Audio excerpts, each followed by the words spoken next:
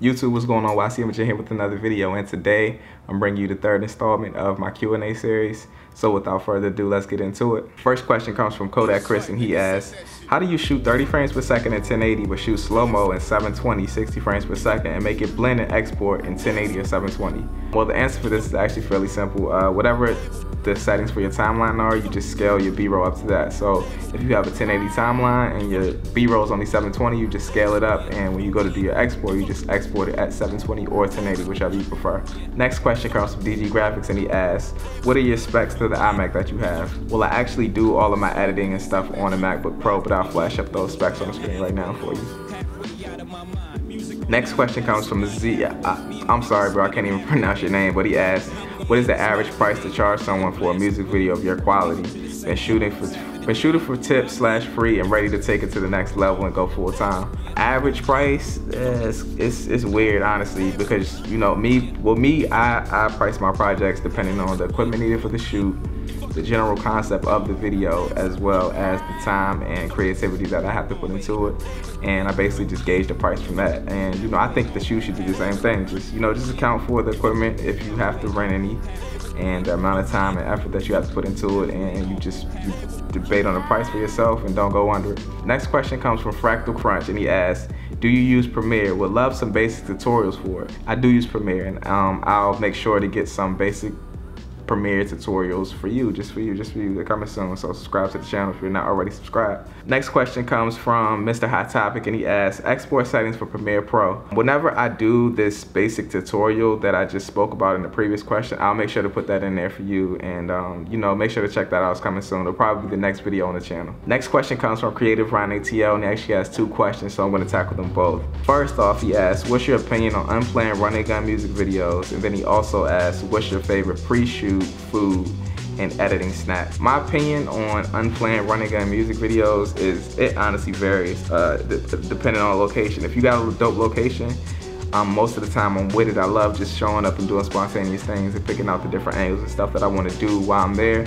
But if the location is trash and like dirt, like that just makes for a totally horrible music video with a lot of like spontaneous, like you know, like just confusion. I hate it. My favorite pre-shoot food and editing snack. Pre-shoot, I like granola bars and vitamin water, the energy kind yellow. Make sure you get that. And also for editing, I like the yellow vitamin water. The energy is just, it puts you in the zone. Make sure you get that if you're editing. Next question comes from I can't pronounce your name again, but it's from the same person, but he asked, at 24 frames per second, shutter speed is at 1/50th of a second. When shooting at 720 frames per second for slow-mo, should the shutter speed be doubled as well? Well, technically speaking, it should. You know, they teach you to double the shutter for whatever frames per second you're shooting. But do I do it?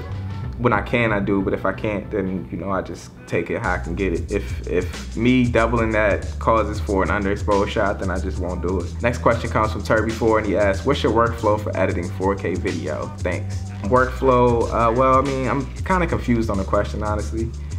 It's actually kind of just the same as 1080 for me, because I don't, you know, do RAW or like anything like that. I'm not shooting on the red, so it's essentially just the exact same workflow as the 1080 video. Next question comes from D'Amico Phillips, and he asks, what's your payment arrangements dealing with artist events? Well, I actually stopped doing event coverage a long time ago, but when I was doing it, my typical payment arrangement method was you receive half to book in the date and then the remaining half after you shoot it. Don't get paid the remaining half after you do the edit, because people lie. They might see it and not like it and not want to pay you. And on the other hand, if you shoot it and they don't want to pay you, then it's just like, all right, cool, you only did half the work. But after you do the edit, you've done all the work and then you don't get paid. It's just like a complete fail. So make sure you get that other half of the money after you finish shooting it. Next question comes from The McQuells, and he asks, how did you get into the industry?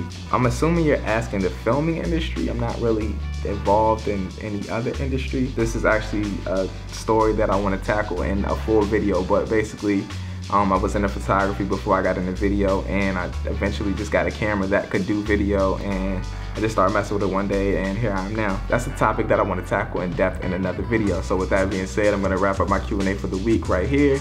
If you liked it, you found some insightful information, make sure to leave a like, comment, also subscribe. It helps the channel grow. I'm gonna check you out on my next video. Peace.